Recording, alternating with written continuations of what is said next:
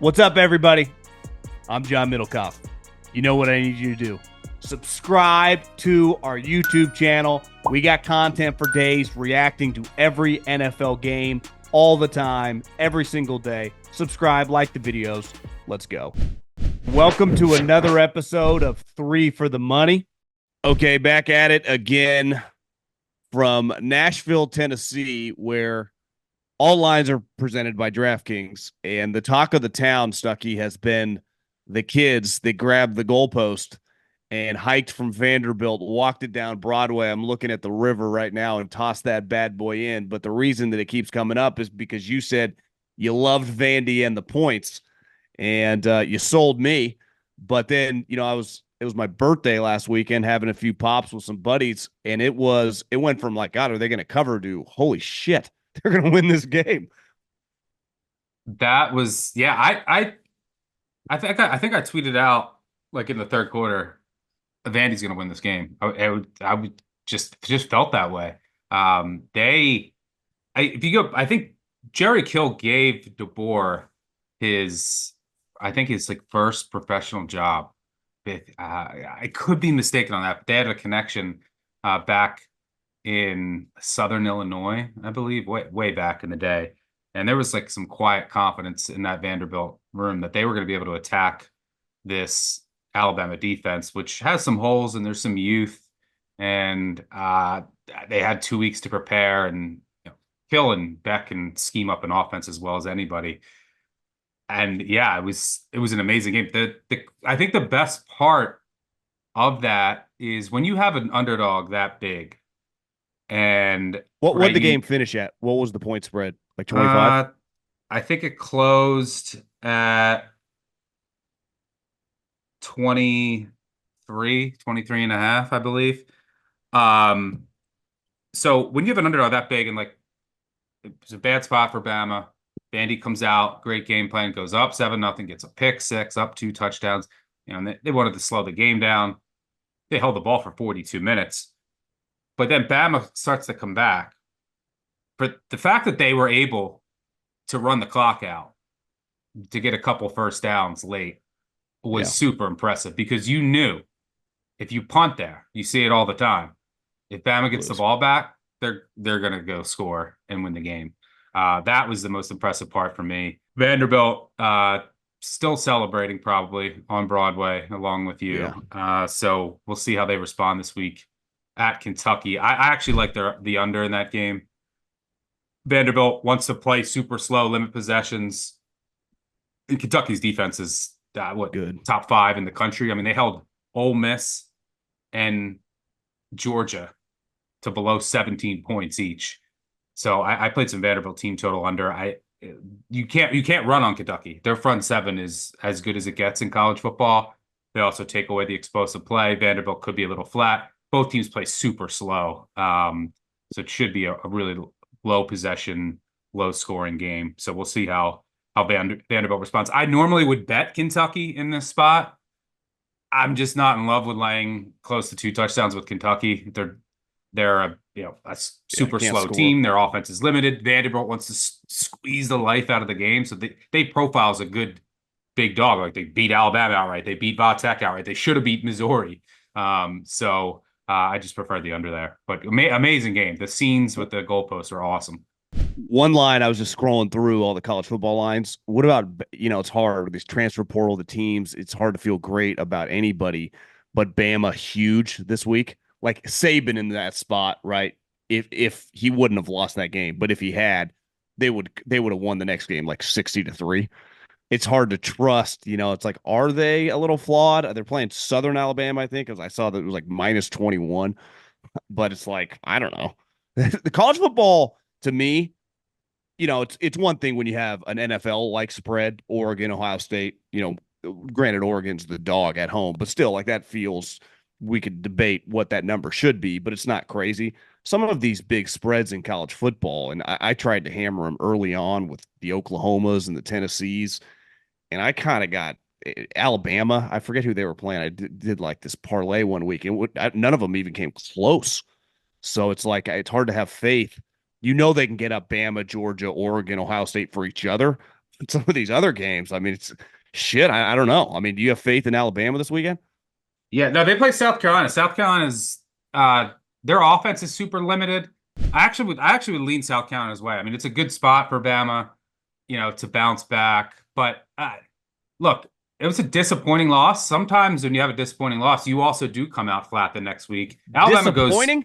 It was yeah, but devastating. but I mean, Georgia had a like devastating loss, to Alabama after they came all the way back. They didn't come close to covering last week. Sometimes you just you're still like a little emotionally flat, Yeah.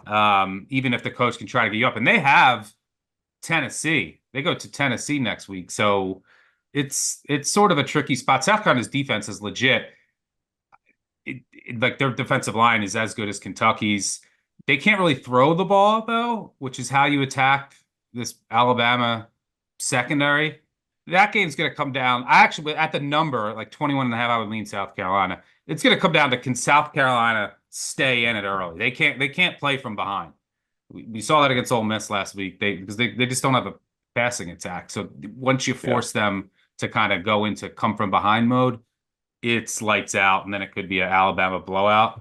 Not a game I really love though. But I do think, what you mentioned, I think was pretty smart in that I think that the difference between the top, the elite teams in years past to this year is growing as far as I agree. the elite teams are not as good. And that's because Yeah. of the transfer portal. That's because of NIL, that you kind of thin out, you kind of disperse some of the top end talent throughout. I think eventually what you'll see is, and I think we've talked about this before though, but you'll have like an NFL like top 20, top 25 that has, and then that gap between those teams and then the bottom 2025 is huge. But Yeah. I don't think that the cream of the crop is going to be as elite as we've seen in years past. And I actually think that's a good thing.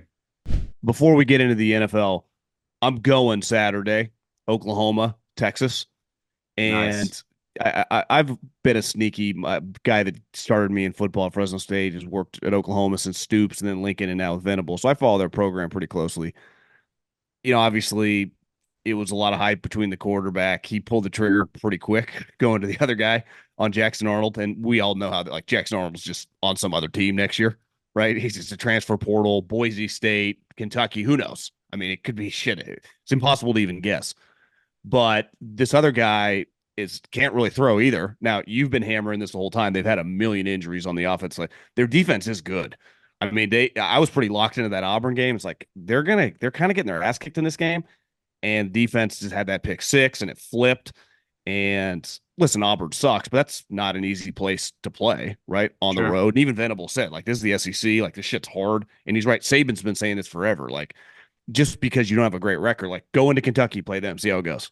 I mean, it's just harder. It's why I've always defended the SEC, because like their middle tier to me is still better than like playing Wisconsin, right? If we're really nitpicking, and both 6-win teams or whatever, you can plug and play any team. But the Oklahoma situation, I haven't. Did they announce Ewers? Is he going to start this game? Have you I seen believe so. that? Yeah. Yep. Yeah, so Yep. Ewers going to start, which I don't know if it's a good thing or bad thing. I think you would rather see Arch against, if you're a defensive led team, take your chances, a guy that hasn't played much. But obviously Texas is stupid loaded. I mean, I think it'd be an upset for me if they don't win the national championship, given that they throw the ball better than Ohio State. And we'll see. It's obviously a big test for Ohio State this weekend in terms of like, can that guy make the biggest throws against good teams? I like talking to my NFL buddies. Now, granted, their wide receiver, that kid is like him and Williams on Alabama look like pros right now. Yep. But my take is I think I'm going to sprinkle a little on Oklahoma plus 14. It's risky because when Texas is on, we've seen them. They're like a freight train.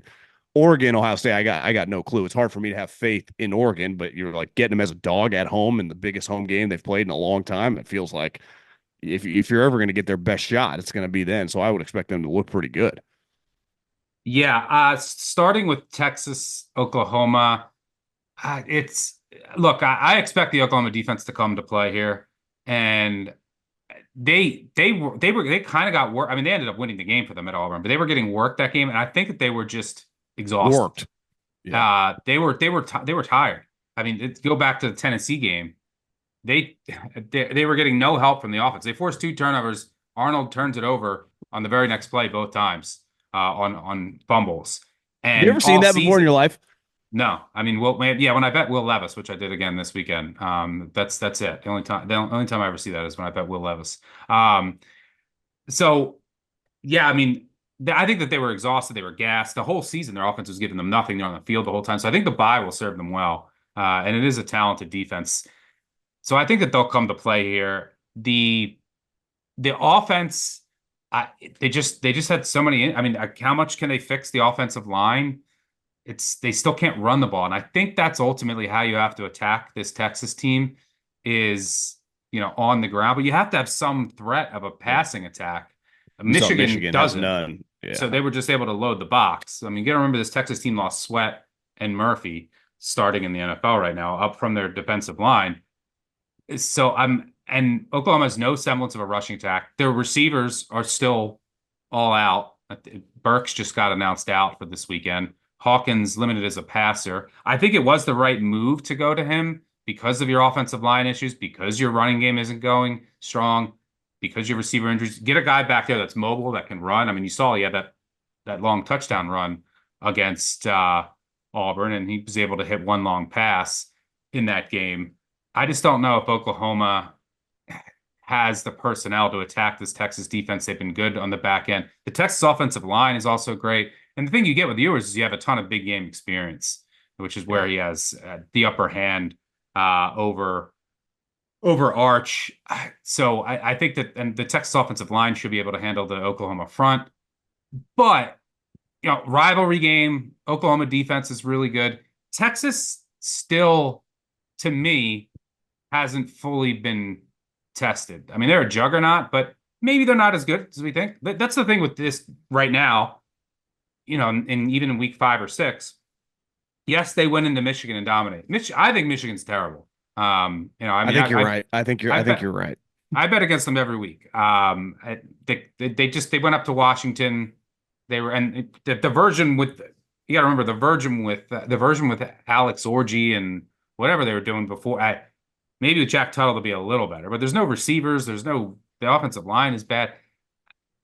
This is a team that should have lost to Minnesota at home if they don't blow that onside kick call. They lose. They give up a ton of yards to Washington. I don't think the defense is as good.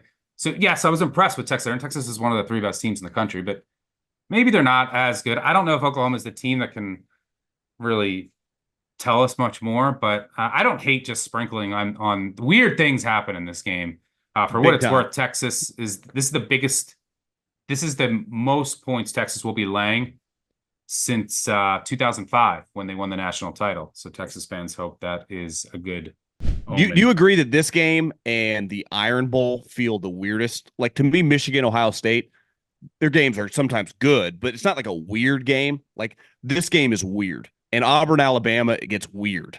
Yeah, Like, there are some rivalries that are just this thing's gonna get weird. And then there are just some that like this is a good game, like Duke, North Carolina basketball. But it's like obviously there have been crazy shit that's happened in that rivalry. But my example of Ohio State and Michigan, if they're both good, you just know you're like this is gonna feel like an NFL game, or like Georgia, Alabama, like they feel like big games.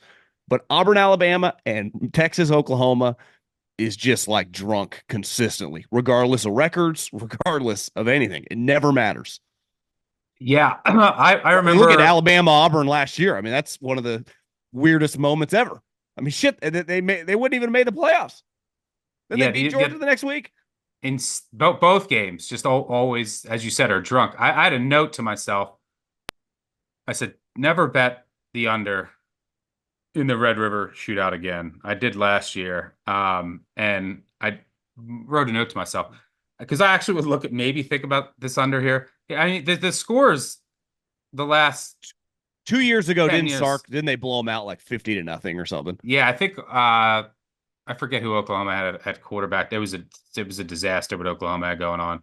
But besides that game, 34-30, 55-48, 53-45 and 4 overtimes, 34-27, 48-45, 45-40. These games, there's just big plays galore, crazy stuff happens. It was one. So Wasn't it like the second game Caleb started? It was like his welcome moment. Remember, he had a yeah, huge game.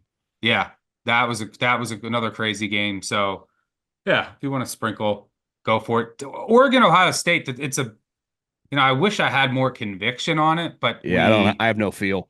yeah, I mean, if you, I'm kind of just tempted to go, just there's a small bet, take Oregon at 3.5. If you give me the Yeah, hook there, I mean, before the season, at some places, Oregon was like a small favorite. It was flipping around. Ohio State, they've been impressive, but I mean, they've played nobody. I mean, both of these teams played Michigan State, blew them out, similar scores. Michigan State, I mean, Ohio State blew out Iowa last week at home. Meh. But they haven't really played anybody. Oregon at least played Boise State, but you could say that they should have lost. Now, Ashton Genty's an alien. So, but Ohio State has one of the best backfields in the country, one of the best wide receiver duos in the country. But we still haven't learned a lot about either team. You go back to Ole Miss, and this is just going to be the way of the world in the new college football landscape. You have all these teams that are hit the portal hard. You have such turnover on all these rosters. Ole Miss was dominating teams, blowing them out of the water, but they were just, different class level. So they were just talent wise, athletically, so much better than who they were playing. Get your first test against Kentucky and you lose outright. Tennessee, same thing, blowing out these teams. Oklahoma had a ton of injuries. You go to Arkansas's 2 touchdown favorites, lose. So we'll see just how good this Ohio State team is. I do believe in their defense. We'll see if Will Howard and their skill position players are as talented as anybody. Still have some questions along the offensive line. Looks like they fixed some of that. They settled on a right guard last week against Iowa. But again, this will be a different test. So I'm tempted just to take the 3.5. I trust Lanning more than Day. I mean, Day's been awful in these games against top 5 opponents. I trust Lanning to make the better decision as far as like on 4th downs when to go for it. Day tends to like turtle up in these spots if like it's 4th and 1 at the 50 early. Lanning will go for it and roll the dice, I think, at the right times. I think Oregon has the better special teams, huge home field advantage. Like on the margins, all of these factors, I think favor Oregon. So like if you give me more than 3, I think I would lean that way. But I don't have strong conviction here. We'll learn a lot about both teams. We'll see what you got. The other thing you have to remember is, and I think you see this a lot in the Big Ten, more so than the SEC and other conferences, is a lot of times these teams, their entire season comes down to like 2 games. Right. We saw this with Michigan last year. Michigan's season to get to the college football playoff was basically 2 games. They didn't show anything. Harbaugh didn't show anything in all these other games. All right. You just hold close to the vest. I'm not going to put anything on tape. Rely on the defense, run the ball. And then you kind of unleash some things in your 2 games that are big. Ohio State's season is, I mean, they're going to be like 20-point favorites against Michigan.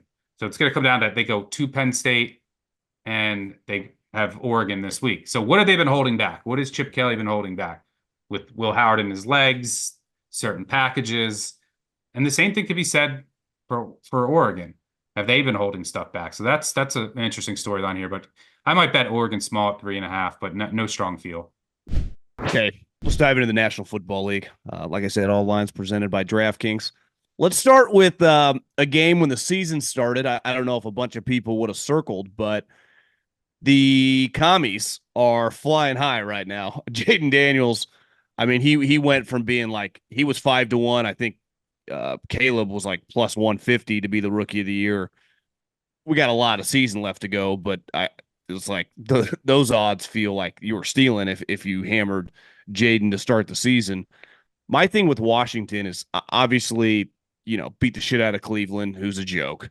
I mean, they're an embarrassment.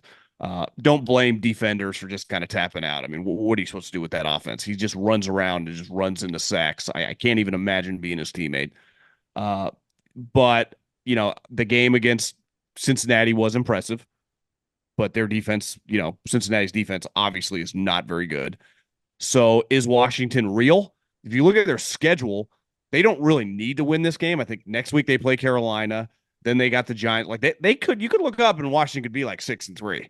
And the Eagles and the Cowboys just have to kind of hold serve. But they might also not be that good, right? When they play real teams. And last year, and you were hammering this on the Ravens, when they would get in these spots against like kind of fringe, they would fucking destroy them, let alone Detroit and San Francisco and teams they blew out.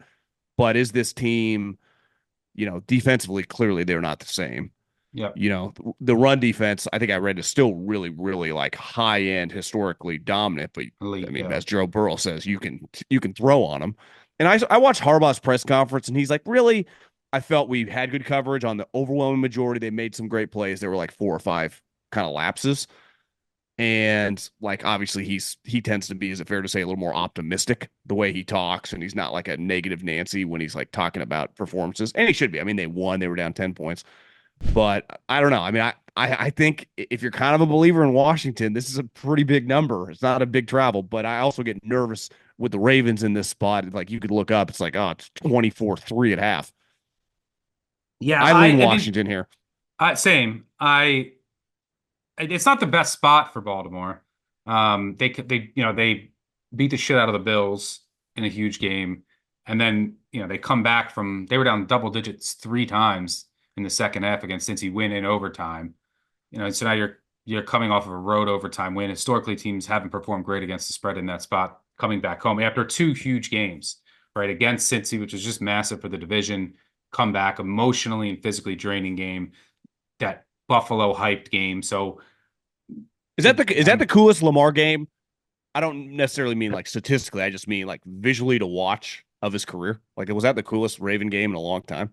yeah, Obviously, I they've mean, had big wins, and dominating wins, but that just game from an entertainment standpoint felt like their kind of Mahomes, Tyreek Hill, Andy Reid Chiefs kind of version of some crazy game. yeah, that the stiff arm throw, that was uh, one of his career highlights for sure. We'll learn a lot more about Jay Daniels. I mean, I was wrong on him. I didn't think he would be. I mean, I don't think anyone knew he would be this good this quick. But you do have to say that they've played some horrible defenses, and I do think that the Browns just ended up quitting last week. I mean, they weren't tackling. They also had a bunch of injuries during the game. Cardinals tapped out too in that game. Yeah, Cardinals defense is awful. The Bengals defense is bad, and they had a ton of injuries. They just along the defensive line, they're down to third and fourth stringers. Um, you know, the Giants defense isn't any good. So they've had a very, and the Bucs defense hasn't been good either. So they've had a very, very easy schedule. Now, you can't deny the numbers and the efficiency, but we'll learn a lot about Daniels and his ability. This is the thing I'm looking forward to the most is seeing Daniels' ability to throw when the run game isn't working, because the Ravens defense is elite against the run. And they're rolling out a lot of dime packages under Zach Orr, which is one of the adjustments that I've liked that he's made a couple games into the season. And what that has done is it's enabled them to really slow down running quarterbacks. You have a lot more athletes on the field, more defensive backs. Really worked against Josh Allen, and they were able to essentially take away his legs. So you say, okay, Ravens run defense is really good.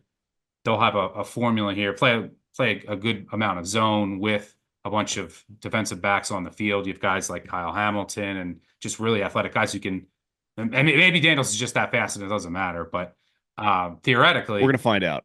we're going to find out. And then the way to attack this Ravens team is to attack their corners with good receivers. So McLaurin has to have a good game, but this is a real defense that he's facing that can slow down the run. And that's Washington's been able to just run every week. And that's kind of what has unlocked the rest of their offense. So really fascinating game here. But Lamar has been dominant against the NFC, 22-1. But I will say I think part of that at least is the NFC teams. It's kind of a shock to their system when they're playing Lamar, and you're not used to that speed at quarterback, so your angles are just a bit off, especially early. It's one of the reasons Lamar Jackson's the most profitable first half against the spread quarterback in NFL history. But the Washington's practice against Daniels, Yeah. I mean, it's just as fast. So maybe that's not as big of an advantage. So Yeah, it's not a great spot for the Ravens. So I would lean Washington as well. I think my favorite bet on the board before everything happened with Rodgers kind of going Tony Soprano and killing Robert Saleh off was the Bills in this spot. Uh, obviously the last couple weeks, I mean, Josh Allen, even before he got KO'd, that has to be one of the worst games of his career post like his rookie season. I mean, he was just they were just off. And now I kind of question myself, like, are the Bills that good? I think the Jets stink. I mean, I think Rodgers is. We're gonna look back in like 10 years, like remember the last couple of years of Rodgers' career on the Jets when he looked like a shell of himself. And the one thing that keeps popping into my head is like whenever this happens, and you always pop with the stats about interim coaches in these spots, at home as a dog, Jeff Ulbrich, just ultimate football guy, fires, I guess doesn't fire officially, but demotes Hackett for Downing, who, I've been following Downing's career since he was on the Raiders. I not my cup of tea, but it's got to be better than Hackett. But is Rodgers pissed? I just think this Jets thing is like a powder keg. That if the Bills just play decent, we could look up and they win by 20 in this game. Yeah, not my cup of tea, this play. I mean, you mentioned it with the new coach. What historically teams have overperformed expectations in the first game with a new coach. Why Because you're is basically that? always a dog in that spot, right? Yeah, and I mean, so a lot of times it's close to rock bottom for a team, right? So you're probably at the low end of the market. You've had some bad performances recently, which is true of the Jets. But the other thing is that, and maybe it rallies the locker room, right? You fire a guy that people weren't getting along with, and maybe that's true with Rodgers. But I think the biggest advantage is that you change some things. You're more willing to say, a new voice in the room is more willing to listen to the players and their coaches and say, okay, the reason why we're not doing well and our coach just got fired or whatever is because things aren't working. What can we do differently? So then you have that, you have the chance to make better decisions as far as how you're running your football team. And there's the element of surprise, right? So then what you're doing now, your opponent doesn't have on film, which provides you with a one-game boost. Bill's injuries are critical here. They've had a ton of injuries on defense. Shakir's been banged up. Cook's been banged up in the backfield. So I got to see how healthy they are. Theoretically, the Jets defense, which is good and has given Allen trouble in the past, secondary is still good, but their defensive line is nowhere close to as good as it's been. They lost a couple guys. They've had a couple injuries. You can run on them. So if the Bills are fully healthy in the backfield, I would expect just, your typical Joe Brady game plan where they can get a push here against this Jets defensive line, which has had no resistance against opposing ground games. But not my cup of tea here to bet the Bills on the road as a favorite, but they do have a big matchup advantage if they're healthy on offense, running the ball at this Jets defense. Yeah, it's going to be interesting. There'll be a lot of eyeballs on that game. This fucking Rodgers. I mean, Yeah, how can he, with a straight face, say that he talked to Woody on Monday night and it just never came up? And then the next morning, it's like, Aaron, you just went full LeBron here. It'd be one unbelievable. thing. It's like if he had just said, hey, I'd never talked to Woody or whatever. Okay. Yeah, Like they never consulted me. But yeah, he just called me and just said, how you doing, buddy? Come on, man. That's an all-time that might top the list for Rodgers. That might be my favorite Rodgers moment so far of his career. He's like anyone that even thinks otherwise, you're fucking nuts. It's like Aaron. I mean, what are we talking about? yeah, unbelievable. Uh, I think my favorite number on the board, but it actually feels too easy. How are the Broncos a dog at home? I get the Chargers coming off a bye. I'm sure Jim Harbaugh off a bye throughout the course of his career is fantastic. But like they're kind of mirror images of each other. You would say the Chargers definitely, when healthy, have the better quarterback. But I have been blown away by Denver's defense. Like a couple times watching them against the Raiders, I had to like Google who are the players, and their secondary, like obviously Surtain, but their team speed is like borderline elite. Just watching them play, and their defensive line's been fantastic. I was not the biggest Vance Joseph guy. I mean, you give up 70 points in an NFL game, but I think the guys bounced back pretty well. Now, this spot at home, a lot of buzz, you know, kind of starting this new rivalry, Peyton versus Harbaugh. But this feels like too good to be true because I feel like putting like thousands of dollars on the Denver Broncos here. Yeah, a lot of it's going to come down to the Chargers' health. Like, are they fully healthy on the offensive line? Is Herbert a lot healthier? Because I will say, I mean, if you took the three with Denver at home, the total is like 36. I couldn't fault you. Denver's defense has been incredible. They're blitzing a ton. Like, they lead the NFL in blitz rate on first down, second down, third down, fourth down. They're bringing five as much as any team in the NFL, and they're playing just so a lot of cover zero on the back end. They're All their playing DBs can cover, mirror guys, yeah, and run. yeah, that's allowing them to be really aggressive up front. I mean, Riley Moss is playing really well. I think that he was the first white corner with a pick in 22 years. I think probably since Seahorn maybe was the last one to do it. He's playing really well. McMillan in the slot. I mean, he is an amazing Swiss Army knife, but great in the slot. Your safeties are playing really well, and that's affording Joseph the ability to be as aggressive as he has been. Now, when healthy, the Chargers have a really good offensive line. They want to come out and run the ball. Their weapons aren't great on the outside, so it kind of neutralizes your strength of the Broncos secondary. And then just on paper, it's like Herbert versus Bo Yeah. Nix. Like, you have the big quarterback advantage. I think the way to attack this Denver defense is to run the ball. And they've played some teams recently that just can't run the ball, which has inflated their defensive stats. Like, the Bucs haven't been able to run the ball. The Jets haven't been able to run the ball at all. The Raiders can't run the ball.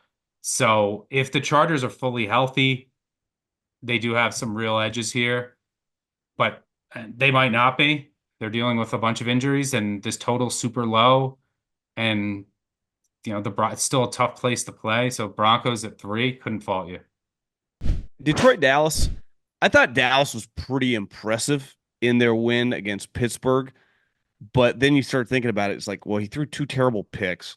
They had a field goal blocked. It's like, under no circumstances should a good team at home lose when that happens. And he had a fumble. Like, how do you get 3 turnovers from the quarterback and block a field goal and lose?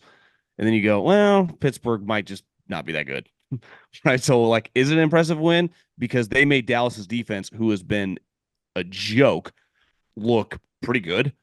And then now you're playing Detroit, who's coming off a bye, who's pretty loaded on offense, and they're a dome team. And obviously, this game's at Dallas. They're perfectly made for these type of situations. And Dallas, I think the last like 3 years under McCarthy has been really good at home. Obviously, this year they have not looked good.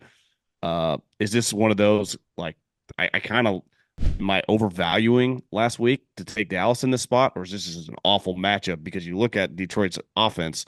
They are going to be able to take advantage of Dallas's defense, which obviously Fields and that situation going on there with Arthur Smith and Tomlin's offense could not. Yeah, I took some Dallas, especially if you can get like even bind to 3.5 or 3 is fine too. I mean, look, Detroit's gonna be able to run the ball here. There is no doubt about that. Dallas has injuries to the 2 best defensive linemen. They already were a bad run defense. So Detroit's going to have success running the ball, and they'll have some success throwing the ball. But I like laying 3 on the road here, even off a bye. I think that's given Detroit a little bit too much respect. It's not like the Lions have been great this year. They No, looked really good against Seattle, but Seattle had a ton of injuries on defense and a terrible travel spot. Just short week, have been flying all across the country. But before then, Detroit, I mean, like they were shut out in the second half against Arizona. They lost at home to the Bucs. I know that they just couldn't score in the red zone, but Goff is still deep down inside. He's still a pumpkin. So he can just have these awful throws, get rattled. But the reason I like Dallas here, field goal obviously is extremely important, but Dallas should be able to move the ball on Detroit's defense. Detroit's defense is still not fixed. They almost gave up an NFL record of first downs in that game over Seattle. I think Seattle had 38 or 39 first downs in that game. Seattle did whatever they wanted and just moved up and down the field. Dak and this and those offense, were their starting. I get Branch was out, but those were their starting corners. kid they draft in the Yep. first round, and they trade for Davis. Like that's it's like if those guys are their DBs. Yep. And they want to play a bunch of man. Dak historically has ripped up man coverage. Like he is just shreds against man, especially relative to what he does against zone. So I just don't I don't think that there's any world where the Detroit run defense has been good. Dallas can't really run the ball. I did like some of the changes they made to their run blocking scheme last week. I think they're better suited to the running backs they have. So maybe they have a bit more success, but they're not going to run it. They're going to have a ton of success running at Detroit, which is, a pass funnel defense. But Dak can match the Lions here, score for score. Lions don't have the best kicker in the world. The other factor is when you have Dallas at home, you're starting what at the 30-yard line most times. What are you going to get 15 yards and you get a field goal with Aubrey at home? Yeah. I mean, like that's insane. So yeah, I took the points here. The Texans, obviously Nico got hurt. Did they place him on IR today? That I see that headline. Yep. Yep. So that's not ideal. I mean, he looked like he had become a stud. I mean, a stud. I mean, that's a pretty big blow. I know they had lost Jimmy Ward in that game last week, so they're banged up. But New England not only stinks, they're starting the rookie quarterback, which I'm sure you got some statistics on that. Can give you a little life. I mean, Jacoby got to the point where he's kind of unplayable. I mean, he brings nothing to the table. Can't move, can't throw it deep. I mean, you're just going to lose if you insert him and your team's that bad. So I get going to him, but like to me, this has disaster written all over it. And D'Amico's a really, really aggressive defensive coordinator. I would imagine he's going to bring the fucking heat at this guy. And it to me could unravel fast. Just being thrown out there. The whole point of redshirting was like, hey, just pay Jacoby $10 million. We know it's going to suck and be awful, but you got to hold firm.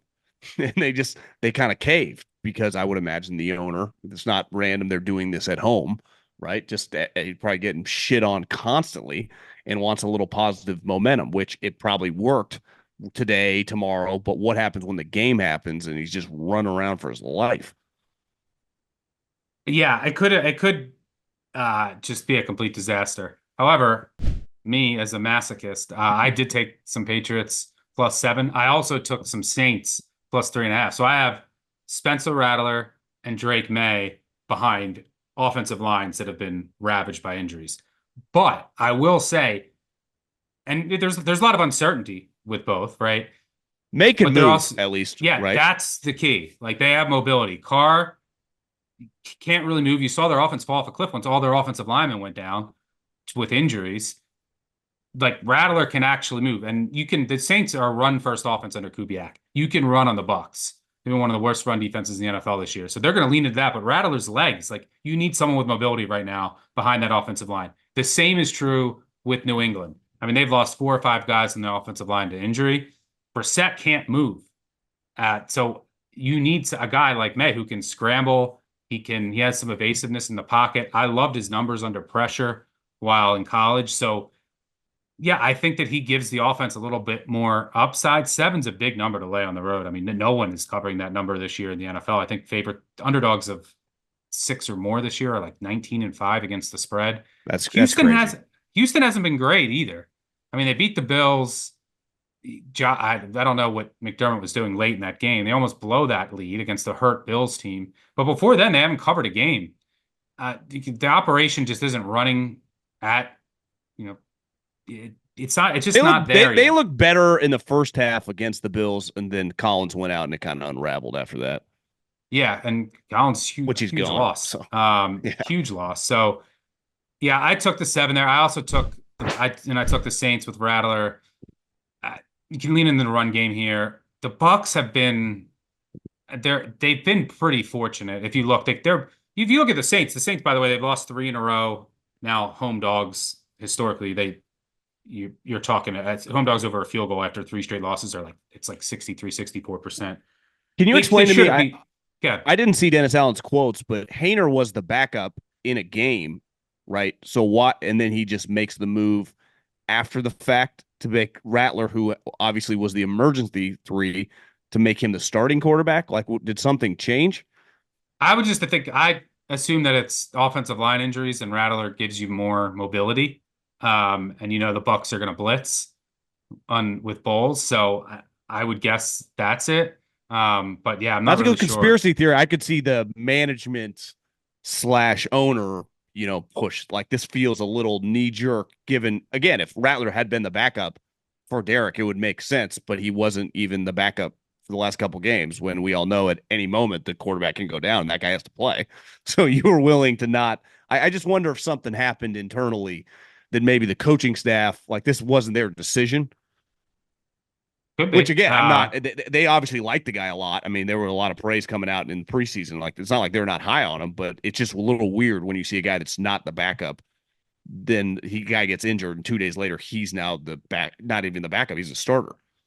Yeah, it could be. I mean, it also could be just that Hainer knew more of the offense, which is why he was the backup. Yeah, But coaches like that shit. yeah, and maybe if you're going to start a game, he Week to prepare. yeah, and he gives you. I mean, Rattler maybe gives you higher upside. I personally think that you're just upset that your Fresno guy isn't getting the start. Is that true? Yeah, I wanted to see. I mean, Hayner did have a nice throw on the incompletion on the fourth down. I wanted to see him Hey, sling it around. that was a laser. It was. Even Aikman was like, "Damn." Yeah, But I was high on the Saints, obviously, and they've just I mean, they're fucked. I mean, they got 6, 7 wins written all over them at this point. I mean, their offensive line, like you said, the injuries, they were getting murdered in that game at the guard center spot. I mean, in Derek, you get like you talk Goff a pumpkin. I mean, he can unravel that way too, and he just falls off a cliff when you start touching him. And yeah, now he's not even that old. He gets injured a lot. Like he just has like weird injuries, not like torn ACLs, but it's like he got concussed, he hurt his shoulder, he hurt his oblique. It's like he's not exactly Cal Ripken back there right now. yeah. I mean, he said he came out in the presser and he said he hurt I mean, trust me, Derek. I feel you. I'm getting old too. He hurt his oblique when he was throwing, like just the torque. So yeah, he's no spring chicken. Um, but I mean, the Saints they should have beat Atlanta. The Bucs, like they've been getting lucky. I mean, they played the Eagles without their whole team. They were outgained by like 300 yards at Detroit. This is a desperation spot for the Saints, catching over a field goal. They can run the ball here. Their defense is still really good, and they have the corners to match up with Tampa's receivers. That's the key. So Yeah. I played Tampa. Here's the quarterbacks I played. I played Rattler. I played Drake May, who I just mentioned. I played Will Levis. I think Richardson's going to play. Richardson's been just as bad as Levis. The Yeah. difference is Tennessee has a good D. Indy doesn't. Indy's down there. Jonathan Taylor, Pittman's out. Downs could be out there. Their whole defense is hurt. This is like a good defense for Levis to play. And if he's not healthy or if things go wrong, you go to Rudolph. I like Tennessee off the bye here. Tell me Deshaun And Watson. no, I can't bet the Browns. I did last week. That was a mistake. I think they might have quit. Like Yeah. that everything around that. NFL teams don't usually quit. I will say that in college sometimes. Like there's like UAB under Dilfer right now. I think they might have quit.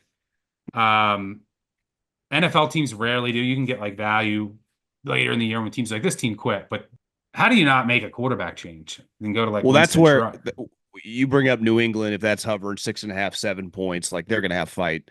Arizona's a good example. They got their ass kicked a couple times, but like they're going to fight all season long, and their fucking quarterback's talented. So like at any given moment, he can make a bunch of plays as he did against the Niners, who got a lot of issues. But I do think the Browns, like the Eagles, are a weird team. You mentioned the white corner. I think I saw today a headline that they're being kind of mum, but Cooper DeJean's going to start being their slot corner. So it's the rise Yep. of the white guy in the defensive backfield at corner, not just safety. But that's a spot that 2 years ago version of the Eagles would destroy this Browns team. I actually think it could get weird if somehow this is a game. You know, if Sirianni just wins by like 4 points, people are gonna be pissed. It's a tough Yeah. spot for Sirianni and Jalen. Like the pressure, it's almost like a college game. They're going in. It's like you better kick their ass, Yeah. right? Coming off a bye. Yeah, they have a bye. Browns on a third straight road game, like look like a corpse. I'm not laying it with Philly. Like I'm not laying 9.5. I ultimately don't trust them. I mean, that's one of the Um, biggest spreads so far of the year, right? yeah, I think the biggest was one of the few that covered was above a touchdown was San Francisco against New England. But you take like a big like here's the thing in the NFL, like these big spreads historically the dogs have fared well. I mean you watched that San Francisco New England game. San Francisco was dominating them throughout. And like still a spread of 10, New England had a chance to like cover in the end. Yeah. Like it's not college. So I'm Well, generally not in the business you're not of guaranteed touchdowns in the red zone. Like the yep, Niners moved the ball pretty much at will against Arizona, and I think they were like 1 for 6 in the red zone.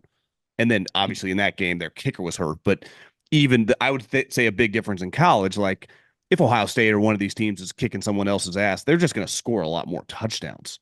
yep, We're in the NFL, it's like it's pretty easy to fuck up in the red zone like 3 times and a half. It's like, damn, yep, you only got how's the score 16-7 right now? It feels like they're up 40. yep. That happens a Exactly. lot. I feel like on Sundays. Yep. Exactly. You're exactly right. So yeah, no interest in laying it, but I can't play the Browns here. Eagles should have everyone back on offense as well. Browns have a ton of injuries. Their offensive line is a mess. Just not sure where that locker room is right now. Yeah. So didn't play the Browns. The other ugly game I did play was Jacksonville. Sell me on that one. Well, I mean, I just don't think, I mean, I took 2.5. I don't think that there's any difference between these teams. Like you could say Caleb's been playing better, and he has been. But yeah, he's had one really good game this year. And that was against the Panthers with the worst defense in the league and had more injuries last week. And by the way, the Panthers in that game, they lose two starting offensive linemen. That's why I can't play the Panthers this week. That was the strength of their team. Two of their starting offensive linemen go down. They have more injuries at wide receiver. Team is cursed this year.